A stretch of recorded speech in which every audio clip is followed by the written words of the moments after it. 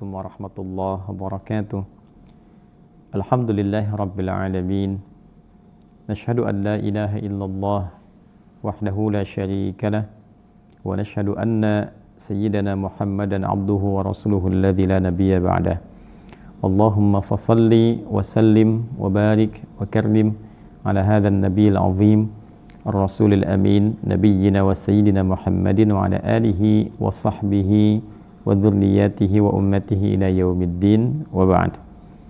Saudara-saudariku sebangsa setanah air dimanapun kita semua berada, alhamdulillah hari ini Allah antarkan kita dan memberikan kita kesempatan yang sangat istimewa untuk mendapati hari ke-9 di bulan Dzulhijjah tahun 1447 Hijrah, khususnya hari yang sangat istimewa, hari yang memiliki keunggulan, hari yang memiliki keutamaan spesifik disebutkan oleh Nabi Sallallahu Alaihi Wasallam.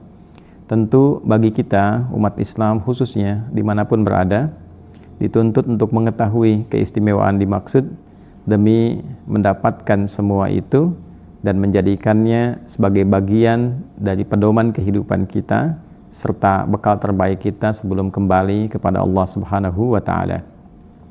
Di kesempatan pagi hari ini waktu Indonesia bagian Barat, kita ingin mencoba menggali dua hal pokok terkait keistimewaan tanggal 9 Dzulhijjah ini. Yang pertama, bagi saudara-saudari kita yang menunaikan ibadah haji di tahun ini khususnya, tentu kita mendoakan semuanya tanpa kecuali, baik jemaah haji dari Indonesia disertai juga dengan para petugasnya, pun demikian jemaah haji dari seluruh pelosok dunia dari manapun berasal. Kita bermohon pada Allah semoga seluruh ibadah haji rangkaian manasik saudara-saudari kita diterima oleh Allah Subhanahu wa Ta'ala dengan penerimaan terbaik. Semoga seluruh rangkaian ibadah manasik diberikan oleh Allah Subhanahu wa Ta'ala kemudahan dan kelancaran, serta seluruh jamaah diberikan kesehatan baik dalam menunaikan ibadah hingga kembali pulang ke tanah air masing-masing. Terkait dengan ibadah haji ini, tentu puncak yang juga menjadi titik awal dari ibadah haji seperti Nabi Sallallahu Alaihi Wasallam tegaskan dalam hadis beliau adalah Arafah, di hari ke-9 ini. Al-Hajju Arafah, inti haji itu terletak pada prosesi Arafah, terletak pada wukuf di Arafah. Dalam wukuf itu tentu saja ada amalan-amalan spesifik yang menuntut para seluruh jemaah haji untuk dapat fokus, baik yang pertama yaitu mencoba untuk mendekatkan diri kepada Allah Subhanahu wa Ta'ala, taqarrub ilallah. Sifat pendekatan inilah yang kemudian diistilahkan dengan kurban. Sejatinya kurban itu tidak harus diasosiasikan dengan menyembelih hewan, karena itu menjadi wasilah untuk mendekatkan diri kepada Allah Subhanahu wa Ta'ala. Secara etimologi dia memiliki keluasan makna dan juga kedalaman di saat yang sama, yaitu upaya untuk mendekatkan diri kepada Allah Subhanahu wa Ta'ala dengan pendekatan yang ekstra, pendekatan yang memiliki sifat khusus. Karena itu para jemaah hendaklah berupaya mengkhususkan diri untuk lebih serius mendekatkan diri kepada Allah Subhanahu wa Ta'ala. Tentu saja yang pertama amalannya adalah dengan bermuhasabah, meningkatkan istighfar, permohonan ampunan kepada Allah Subhanahu wa Ta'ala, mengingat akan kesalahan-kesalahan dan potensi-potensi dosa yang pernah dilakukan, serta potensi-potensi penyimpangan dari misi mulia berkehidupan di muka bumi ini. Kita mesti ingat lagi mengapa kita hadir di muka bumi ini, tugas apa saja yang Allah amanatkan kepada kita selama berkehidupan, yang dengan tugas itu tentu saja kita akan pertanggungjawabkan saat kembali kepada Allah Subhanahu wa Ta'ala di saat sesi perhitungan, yaumul hisab, saat sesi timbangan, yaumul mizan. Dan itulah yang akan menentukan akhir abadi kehidupan lestari kita, apakah membahagiakan dalam surga atau kita berlindung kepada Allah dari ancaman-ancaman neraka. bagi saudara-saudariku yang menunaikan ibadah haji, tentu ini momentum yang sangat istimewa. Langsung melakukan di tempat yang spesial, dalam kondisi yang spesial, dan diisyaratkan oleh Nabi SAW dengan kalimat yang sangat tegas dan jelas. Al-Hajju Arafah. Puncak haji itu terletak kepada Arafah, terletak dalam momentum dan amalan-amalan Arafah. Jadi jangan disia-siakan untuk mengevaluasi diri, untuk bisa berintrospeksi, memperbanyak istighfar, kira-kira juga mereview apa saja yang menjadikan aktivitas kita itu ternyata menjauhkan seorang hamba dari ketaatan kepada Allah. Mungkin ada pekerjaan duniawi yang dengan itu meninggalkan beberapa kewajiban-kewajiban, na'udzubillah, atau juga memperlambat penunaian beberapa kewajiban yang seharusnya menunaikan sholat dengan baik, jadi terlambat. Yang seharusnya mencoba meningkatkan bacaan Al-Quran, jadi jarang baca Quran. Dievaluasi kembali dan diingat bahwa satu saat kita akan meninggal, kita akan pulang. Dilihat kembali, mungkin ada titipan harta yang tidak dikeluarkan dengan jalur yang semestinya, dengan aturan yang benar. Allah menitipkan tapi digunakan dengan cara yang tidak tepat, atau didapatkan dengan cara yang keliru, lantas kemudian digunakan, baik itu juga berupaya digunakan pada yang dinilai baik atau bahkan tidak baik. Karena ada sebagian orang berpikir bahwa mendapatkan harta dengan cara yang tidak baik bisa dicuci dengan melakukan perbuatan-perbuatan baik, dan itu adalah hal yang tidak baik. Oleh karena itu, dalam momentum ini, suasana haji ini, evaluasi, istighfar, mendekatkan diri kepada Allah Subhanahu wa taala adalah di antara puncak kebaikan yang bisa dihadirkan, dan juga menjalani ritual-ritual lanjutan, manasik lanjutan, baik lontar jumrah sampai juga nanti ditutup dengan tawaf ifadah, ataupun bagi yang sudah mendahulukan setelah melontar jumrah itu bisa kemudian ditutup setelah mabit di Muna, atau seringkali lisan masyarakat mengatakan Mina. Semoga rangkaian itu bisa kita maksimalkan, karena ibadah haji adalah ibadah yang tidak semua orang bisa menunaikannya. Karena itu di dalam Sahih Al-Bukhari ini, alhamdulillah pagi ini kita dapatkan juga nomor hadis 1516, disebutkan di sini isyarat Sayyidina Umar bin Khattab radhiyallahu taala anhu yang begitu memotivasi, menekankan jika kita memiliki kemampuan untuk bisa bepergian, maka beliau sangat menekankan prioritas untuk bepergian itu diarahkan kepada haji. Kita bacakan sejenak apa yang disampaikan Sayyidina Umar bin Khattab radhiyallahu taala anhu. Qala wa qala Umar radhiyallahu taala anhu, dan Sayyidina Umar bin Khattab radhiyallahu taala anhu pernah menyampaikan satu saran. Syuddur nihala fil haji fa innahu ahadul jihadaini. Perkuatlah motivasimu, perkuatlah bekalmu, tanamkanlah keinginan yang kokoh untuk menempuh perjalanan menunaikan haji.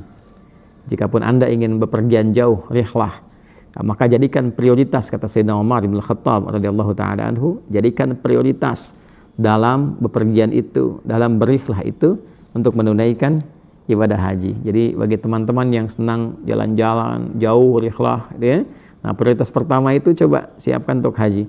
Jika Anda bisa nabung untuk ke Eropa liburan, bisa nabung untuk berwisata ke Jepang, ke Tiongkok, ke Korea, tidak keliru, tidak salah. Tapi kenapa kita tidak mampu menabung untuk menunaikan ibadah haji? Mengapa kita tidak berupaya menjadikan haji sebagai prioritas keberangkatan kita? Itu Sayyidina Umar saking melihat betapa istimewanya dalam momentum haji itu, beliau menempatkan prioritas pertama kalau ingin punya agenda untuk jalan keluar itu haji. Fa innahu ahadul jihadaini, karena haji itu termasuk satu dari dua jihad yang istimewa. Nah, yang pertama nanti jihad fi sabilillah, dan nanti setara dengan itu adalah haji. Ya, itu bisa didapatkan nanti di tafsir hadis dengan hadis lagi. Jadi kalau kita teruskan ke nomor hadis 1519, ya tadi 1516 di bagian bawah. Kalau kita buka satu halaman lagi 1519, kita akan temukan keterangan di situ bahwa haji termasuk jihad fi sabilillah. Jadi kalau kita bacakan di sini, teman-teman sekalian, ya, Bismillahirrahmanirrahim. Babu fadlil haji al-mabruri. Ya, bab yang menerangkan tentang keutamaan haji mabrur. Qala haddatsana Abdul Aziz bin Abdullah haddatsana Ibrahim bin Sa'ad an Az-Zuhri an Sa'id bin al-Musayyab an Abi Hurairah radhiyallahu taala anhu qala su'ila an-nabiy sallallahu alaihi wasallam ayyul a'mali afdal. Ya, sanadnya informasinya tersambung pada sahabat mulia Abu Hurairah radhiyallahu taala anhu. Beliau menyampaikan satu kali Nabi sallallahu alaihi wasallam pernah ditanya amal apa saja yang paling utama. Maka Nabi menjawab qala imanun billahi wa rasulih. Amal yang pertama adalah iman, yakin tanpa ragu kepada Allah dan Rasulnya. Jadi di sini disampaikan beberapa keutamaan-keutamaan amalan. Jadi kalau ada aktivitas, pekerjaan, kehidupan kita, mana yang paling prioritas, yang paling utama? Ya, Nabi menempatkan satu adalah amal-amal yang diawali dengan keimanan kepada Allah dan Rasulnya. Jadi perkara iman itu nomor satu. Ya, iman itu yang menjadikan semua amal punya nilai di hadapan Allah dan Rasulnya. Jadi ini dasarnya. Semua pekerjaan kita yang tidak dikerjakan dengan iman tidak ada nilai di hadapan Allah, hanya jadi perkara duniawi. Ya, makan tanpa iman ya menghilangkan lapar saja dunia, setelah itu menjadi kotoran. Demikian minum, berpakaian tanpa iman ya hanya menutupi aurat saja, jadi rutinitas kehidupan. Setelah itu tidak ada menjadi bekal untuk pulang menghadap Allah Subhanahu wa taala. Salat tanpa iman juga bermasalah. Haji tanpa iman apalagi. Jadi iman itu pokok, dasar dari segala sesuatu. Jadi bila ada yang paling utama yaitu iman. Ya, termasuk ilmu. Ilmu tanpa iman juga tidak membawa keberkahan. Karena itu ketika Allah mengangkat derajat seseorang, itu imannya dulu baru ilmu. Yarfa'illahu alladhina amanu minkum walladhina utul ilma darajat. Iman dulu baru kemudian ilmu. Jadi ini yang pertama, iman kepada Allah dan Rasul. Nah, kalau sudah iman berarti nggak boleh ragu. Ya, apapun yang Allah perintahkan, apapun yang Allah sampaikan, Rasul tegaskan, kita harus yakini sepenuhnya tanpa ragu. Jadi definisi iman itu adalah yakin tanpa ragu. Thumma madza? Kemudian apalagi ya Rasulullah? Dijawab oleh Nabi sallallahu alaihi wasallam, jihadun fi sabilillah. Ya, jihad fi sabilillah. Jadi iman kepada Allah dan Rasul, jihad fi sabilillah. Berjuang ya di jalan Allah Subhanahu wa taala, baik yang terkait dengan aspek militer terutama. Ya, ketika Nabi sallallahu alaihi wasallam menyampaikan tentang keutamaan tanggal 1 sampai dengan 10 bulan Dzulhijjah. Ya, Nabi mengatakan dalam satu hadis, sanadnya tersambung pada Ibnu Abbas radhiyallahu taala anhuma, dari Nabi sallallahu alaihi wasallam beliau bersabda, "Ma min ayyam al-'amalu shalihu fiha aw fihinna ahabbu ila Allah min hadhil ayyam al-'ashr." Tidak akan ditemukan dalam perjalanan hari selama setahun hari-hari terbaik saat amal soleh yang dikerjakan di hari-hari itu naik status menjadi dicintai oleh Allah Subhanahu wa taala, yaitu 10 hari pertama di bulan Dzulhijjah, tanggal 1 sampai dengan tanggal 10. Ya, seperti kita hadir saat ini di tanggal 9-nya. Ya, maka beberapa sahabat mengkonfirmasi, ya Rasulullah, walal jihadu fi sabilillah. Ya Rasulullah, apakah jihad fi sabilillah tidak mampu menyaingi keutamaan itu? Maka Nabi mengatakan walal jihadu fi sabilillah, bahkan jihad fi sabilillah pun tak mampu menandingi keutamaan di 10 hari pertama Dzulhijjah itu, illa kecuali. Nah, ini jihad yang dimaksudkan di sini salah satu maknanya. Ya, illa rajulun kharaja bi nafsihi wa malihi wa lam yarji' min dzalika bi syai'. Kecuali seseorang yang betul-betul berjuang ya untuk menegakkan kebenaran mutlak yang didasarkan ketaatan kepada Allah Subhanahu wa taala. Kebenaran mutlak itu artinya kebenaran yang dibenarkan oleh Allah, namanya hak. Al-haqqu min rabbika fala takunanna minal mumtarin. Ya, jadi menegakkan agama Allah Subhanahu wa taala, menegakkan nilai-nilai keadilan yang didasarkan pada ketaatan kepada Allah, menegakkan nilai-nilai kemaslahatan yang didasarkan pada ketaatan kepada Allah Subhanahu wa taala, maka masuk pada kategori jihad fi sabilillah. Nah, itu bentuk jihad yang pertama. Jihad yang keduanya yang utama. Jadi nanti urutan jihad itu banyak ya, termasuk yang belajar di pesantren itu bagian jihad juga. Ya, adik-adikku yang belajar di kampus-kampus, belajar agama supaya pulang nanti mengajar lagi di masyarakat, termasuk jihad fi sabilillah. Itu nanti ditemukan di Quran surah ke-9 At-Taubah di ayat 122 tentang itu. Nah, dari urutan-urutan yang banyak ini nomor satunya tadi ya perjuangan utama, sampai kemudian ia berjuang dengan jiwanya, bahkan dia bawa harta secukupnya, kemudian dia meninggal. Nah, wafat di situ itu yang nggak bisa tertandingi nomor satunya. Nah, haji itu termasuk dalam golongan itu. Maka Nabi menyebutkan setelah tadi kelompok jihad fisabilillah, qila thumma madza, kemudian dikatakan pada Nabi, ditanyakan lagi, lalu apa lagi ya Rasulullah? Qala hajjun mabrur, yaitu haji mabrur, haji yang berhasil merubah pelakunya menjadi pribadi yang lebih baik, melekat sifat-sifat kebaikan yang dilatih dalam filosofi ritual-ritual haji. Jadi semua rangkaian manasik, rangkaian ibadah haji itu melatih pribadi pelakunya untuk bertransformasi menjadi pribadi yang lebih mulia, lebih baik lagi. Namanya birrun, kebaikan yang menjadikan seseorang meninggalkan salah kemudian berubah menjadi saleh. Lisannya tidak baik lalu dirubah menjadi lebih baik, itu birrun.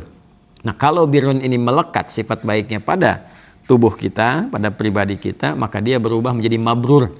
Nah, haji mabrur itu haji yang merubah perilaku seseorang, pelakunya menjadi lebih baik dari sebelum haji. Nah, itu termasuk bagian dari amal yang utama, termasuk kategori jihad. Karena itu Umar bin Khattab radhiyallahu taala anhu menggolongkan haji ini pada satu dari dua jihad yang utama, ahadul jihada ini. Jadi kalau ada teman-teman yang berangkat menunaikan haji, itu termasuk bagian dari jihad, perjuangan yang tidak mudah dan nilainya tinggi di hadapan Allah Subhanahu wa taala. Al-hajjul mabruru laisa lahul jaza illal jannah.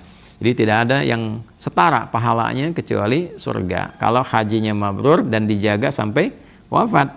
Ya, pejabat-pejabat yang haji jadi lebih baik, ya. Nah, jangan sampai pulang haji korupsi, jangan sampai pulang haji menipu, apalagi berangkat haji menggunakan harta yang tidak benar. Nah, itu begitu diucapkan labbaik Allahumma labbaik, nah, apa jawabannya yang Allah berikan? La labbaik wala sa'daik. Enggak ada labbaik, enggak ada keutamaan, enggak ada kebahagiaan buat kamu, ya. Jadi, nah, dibawa untuk taubat lebih baik. Termasuk juga rakyat, siapapun, apapun profesinya, yang nabung-nabung berangkat berhaji dengan benar. Nah, jangan sampai sudah haji hanya untuk mencela, sampai sana berpikiran buruk, tidak perbaiki, semua berupaya jadi baik.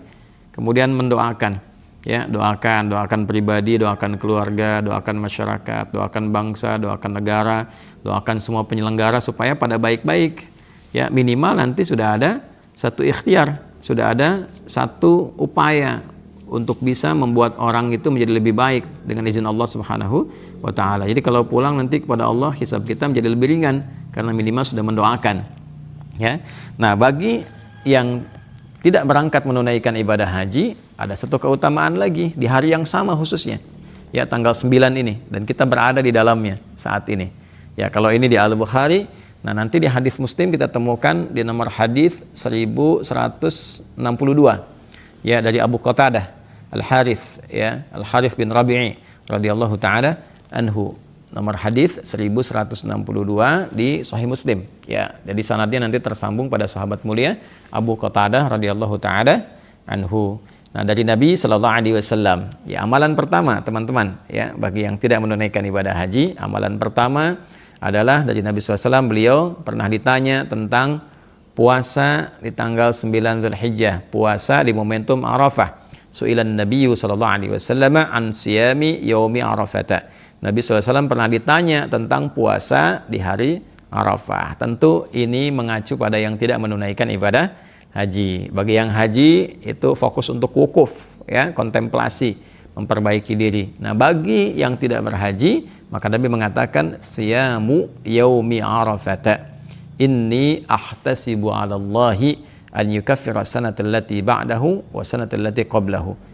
Nah, puasa yang ditunaikan di hari Arafah itu saat jemaah-jemaah haji wukuf, introspeksi diri, mendekat pada Allah. Kemudian kita yang tidak berhaji menunaikan puasa. Nah, maka Nabi mengatakan, inni ahtasibu 'ala Allahi, aku sungguh berharap pahala bagi orang yang puasa di hari Arafah itu, di tanggal 9 bulan Dzulhijjah itu. An yukaffira sanatal lati ba'daha, ya, an yukaffira sanatal lati ba'daha wa sanatal lati qablah. Aku sungguh berharap Allah menggugurkan dosa-dosa yang akan melekat pada dirinya pada setahun yang akan datang dan setahun sebelumnya. Masya Allah. Ini puasa istimewa. Puasa di hari ke-9 Dzulhijjah ini, fadilahnya, keutamaannya, teman-teman sekalian, satu, berpotensi memberikan perisai, perlindungan dari perbuatan-perbuatan dosa yang mungkin dikerjakan setahun kemudian. Ya, Nabi mengatakan, aku berharap Allah menggugurkan, mengampuni, menghapuskan ya dosa-dosa yang mungkin dikerjakan dalam setahun berikutnya. Ya, jadi jangan salah kesimpulan, jangan menyimpulkan bahwa kalau sudah puasa di hari ini nggak ada dosa lagi untuk tahun berikutnya. Itu kesimpulan yang keliru. Ya, bukan demikian. Yang dimaksudkan adalah puasa Arafah ini puasa istimewa. Karena saat dikerjakan dengan benar, ada satu perisai yang akan diberikan oleh Allah kepada kita, sehingga dengan perisai itu kita terlindungi dari potensi-potensi maksiat, terjaga dari maksiat selama setahun ke depan setidaknya. Dan digugurkan dengan menunaikan puasa dengan benar itu, digugurkan dosa-dosa yang telah berlalu pada setahun sebelumnya. Nah, sekarang pertanyaannya, puasa bagaimana yang dikerjakan yang mampu melahirkan keutamaan itu? Itu pun teknisnya diatur lagi. Jadi bukan sekedar menahan lapar, menahan haus, tidak. Ya, karena di sini menariknya, hari menunaikan puasa itu disandingkan, diidhafatkan dengan kegiatan yang berlangsung di Arafah, momentum yang berlangsung di Arafah. Ya, sekalipun mungkin dari segi penunaian harinya bisa berbeda, di beberapa tempat mungkin tidak sama. Ya, ada yang Saudinya misalnya mendahului, dia masih tanggal 8. Ya kan? Ada yang boleh jadi mungkin di tempat tertentu perbedaan waktunya cukup nyata. Jadi di sini sudah tanggal 9, di Saudi masih tanggal 8. Kita alhamdulillah sekarang bersamaan.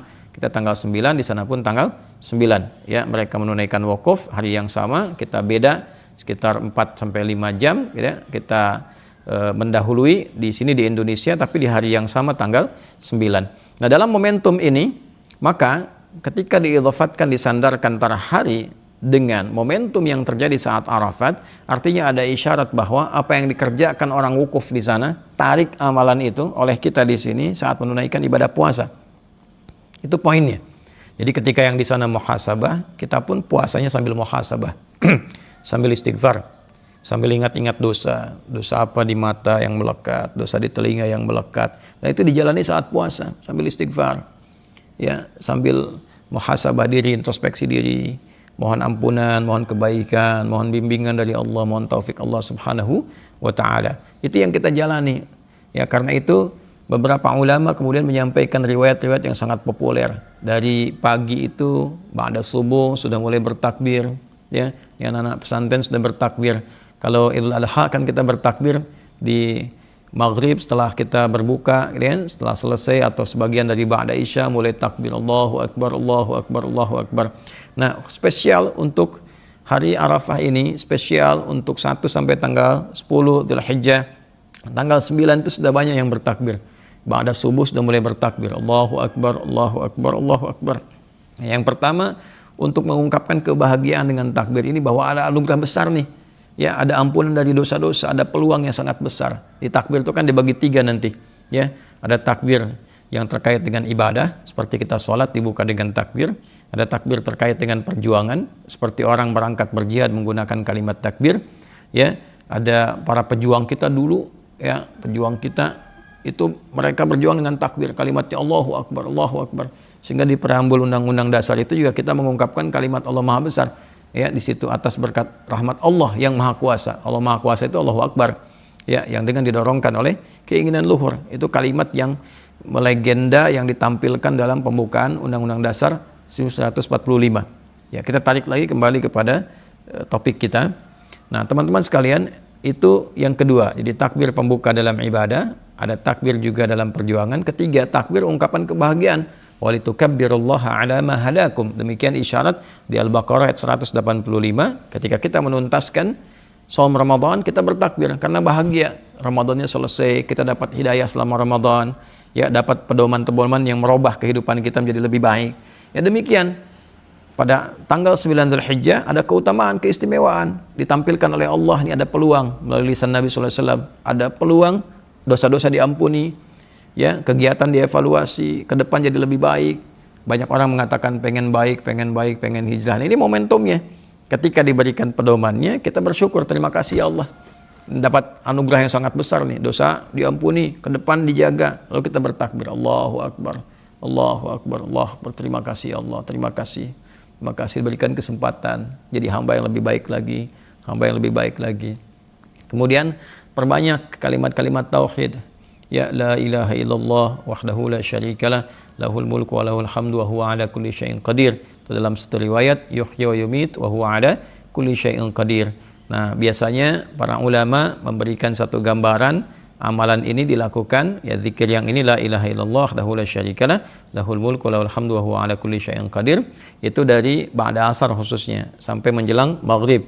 Ya, ditarik waktu ba'da asar ini melihat waktu perbedaan kita dengan di Arafat di Saudi. Jadi kurang lebih beda 4 jam. Kalau kita misalnya masuk asar, ya taruhlah ba'da asar jam 4, ya kurangi 4 jam, ya di sana jam 12 atau ba'da zuhur di sana. Jadi kalau kita mulai misalnya setengah 5 atau jam 5, memperbanyak kalimat tauhid, tahlil la ilaha illallah wahdahu la syarikalah lahul mulku wa lahul hamdu wa huwa ala kulli syai'in qadir, atau kemudian dalam satu riwayat yuhyi wa yumitu wa huwa ala kulli syai'in qadir. Kita perbanyak kemudian baru doa. Ya, seperti di sana berdoa, di sini berdoa. Ya, ada sebagian ulama yang memberikan penguatan bahwa doa-doa yang diawali dengan kalimat-kalimat tadi disertai dengan istighfar, disertai dengan ketundukan, ketawadhuan, itu berpotensi sangat cepat dijawab oleh Allah Subhanahu wa taala. Nah, selanjutnya kita perbanyak istighfar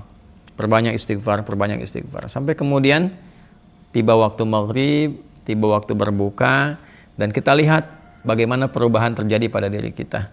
Kalau kita merasa bahwa yang dulu-dulu banyak kekurangan ingin diperbaiki, ke depan ingin jadi lebih bagus, nah ini tanda pertama bahwa rangkaian kegiatan ibadah kita di hari ini ada tanda penerimaan di sisi Allah Subhanahu wa taala.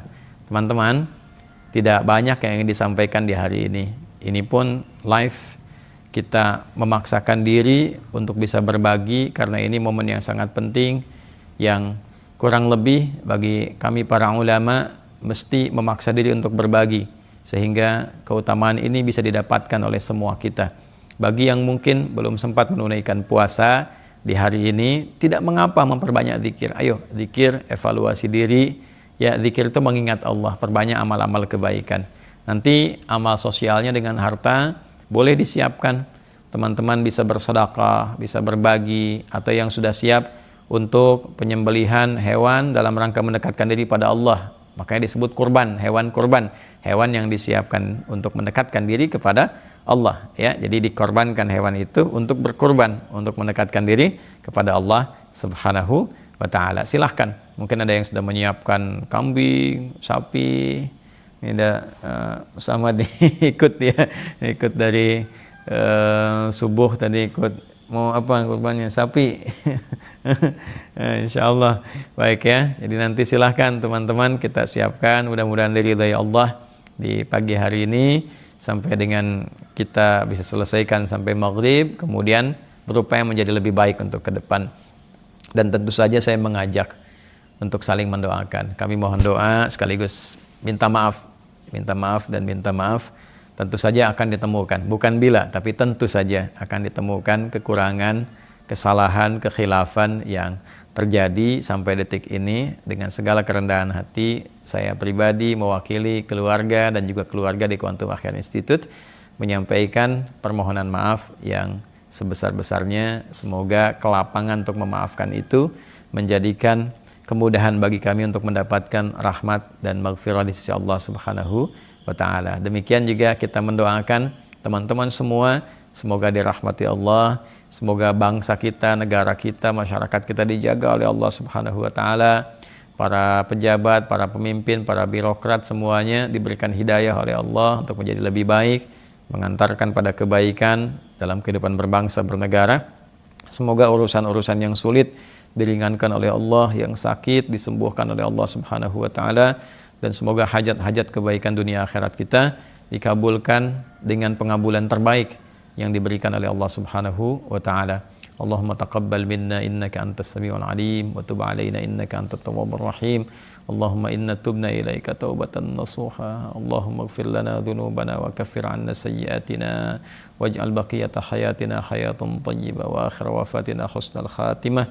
Rabbana atina fid dunya hasanah wa fil akhirati hasanah wa qina adzabannar. Wa sallallahu ala sayyidina Muhammad wa ala alihi wa sahbihi wasallam taslima. Wa akhiru da'wana subhanakallahumma rabbana wa bihamdika nashhadu an la ilaha illa anta nastaghfiruka wa natubu ilaik. Walhamdulillahi rabbil alamin. Assalamualaikum warahmatullahi wabarakatuh.